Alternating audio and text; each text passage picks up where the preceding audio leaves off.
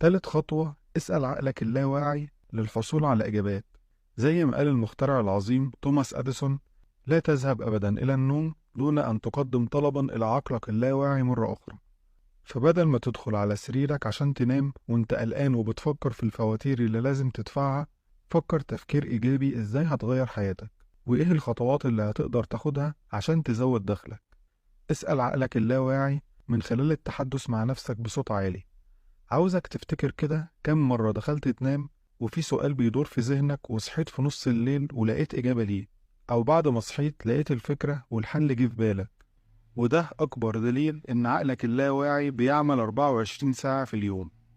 عشان كده بدل ما تدخل تنام وانت محبط وقلقان وبتفكر في الالتزامات اللي عليك ومش لاقي لها حل، اسأل عقلك اللاواعي بصوت عالي. وما تحاولش تعرف الإجابة قبل ما تنام. خليك فاكر إن عقلك اللاواعي أقوى 100 مرة من عقلك الواعي، ولما تنام هيبدأ يدور على حلول. ومش شرط في أول مرة، جرب تاني وتالت واستمر في التكرار، وفي النهاية يا صديقي هتلاقي الإجابة. رابع خطوة هي ممارسة الامتنان. ومش شرط الموضوع ده ياخد منك وقت طويل. انت ممكن ببساطة تبعت رسالة لحد عزيز عليك أو قريبك، ومع ممارسة الامتنان هتبرمج عقلك على التفكير في الوفرة، وهتفكر في الفرص والامتنان لكل حاجة بتملكها. خامس خطوة هي العلاج بالتنويم المغناطيسي. على الرغم من إن الموضوع ده قد يبدو غير منطقي بالنسبة لمعظمنا، إلا إنه بيعتبر واحد من أكتر الطرق فعالية في خلق تغييرات جذرية. والسبب في ده هو إنك خلال أول 7 سنين من حياتك بيعمل العقل بتردد اهتزازي منخفض مشابه لحالة النوم المغناطيسي، وده بيخلي الدماغ في الفترة دي زي قطعة الأسفنج، بيمتص ويتقبل كل اللي بيتقاله على إنه حقيقي. وخلال الوقت ده بيتم تحميل وتخزين معتقداتك في عقلك. بس انت مش محتاج كل المعتقدات دي، وبعضها غير مفيد وممكن يكون مضر ليك وعقبة في طريق تحقيق أحلامك وطموحاتك.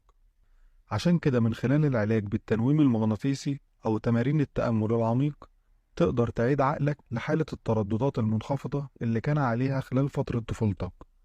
وبمجرد ما توصل للحالة الذهنية دي هتقدر تدخل لعقلك اللاواعي معتقدات جديدة وأفكار إيجابية تساعدك في تحقيق أهدافك. وخليك فاكر إن الطريقة دي لازم تكررها وتصبر عشان تقدر تلاحظ النتائج.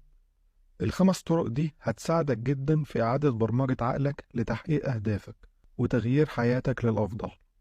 ولو مش هتقدر تطبق الخمس طرق مرة واحدة، ممكن تبدأ بواحدة أو اتنين، بس أهم حاجة التكرار. وخليك فاكر إن التغيير مش هيحصل في يوم وليلة، لازم تستمر ويكون عندك إرادة